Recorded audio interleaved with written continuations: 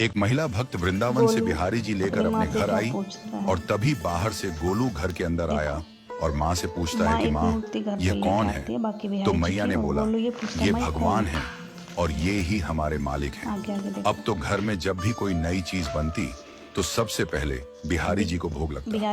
पहले यह सब चीजें गोलू को सबसे पहले मिलती थी।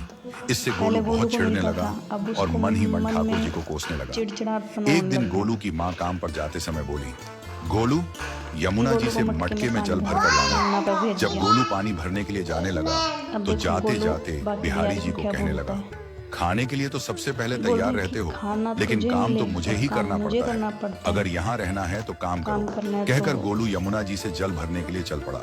गोलू जब यमुना जी में जल भरने लगा तो उसने देखा कि यमुना जी के अंदर बिहारी जी विराजमान है और कह रहे हैं, ला गोलू घड़ा हम भर देते हैं।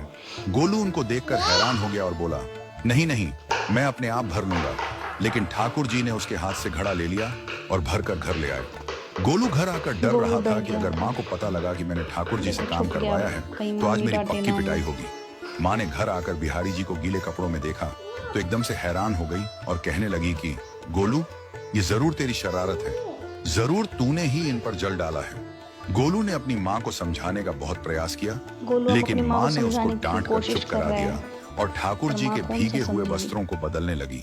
अगले दिन जब माँ ने गोलू को अनाज पिसवाने का काम दिया तो बिहारी जी फिर अनाज का कनस्तर ले आए और माँ को ठाकुर जी के वस्त्रों के ऊपर सूखा आटा पड़ा। तो माँ ने फिर गोलू को डांटा कि तुझे पता नहीं कि ये हमारे भगवान है और तू भगवान के साथ शरारत करता है। आज तूने फिर इनके ऊपर आटा फेंका है।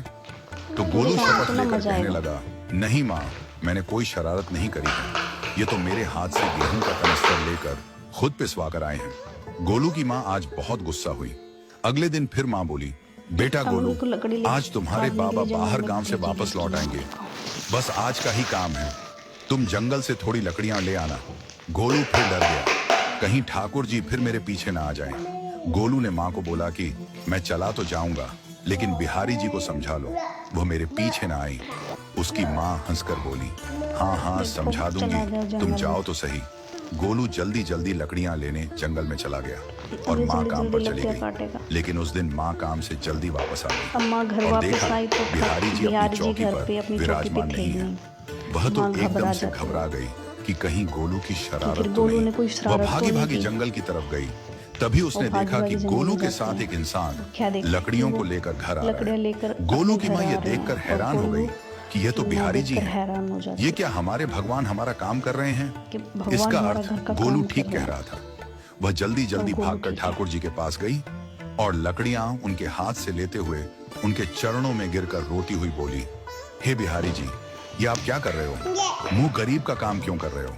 ठाकुर जी मुस्कुराते हुए बोले, हमें तो तेरे बेटे पर बहुत प्यार है। सब लोग हमें भगवान समझते हैं, लेकिन एक तेरा बेटा ही था जो हमको अपना मानता था।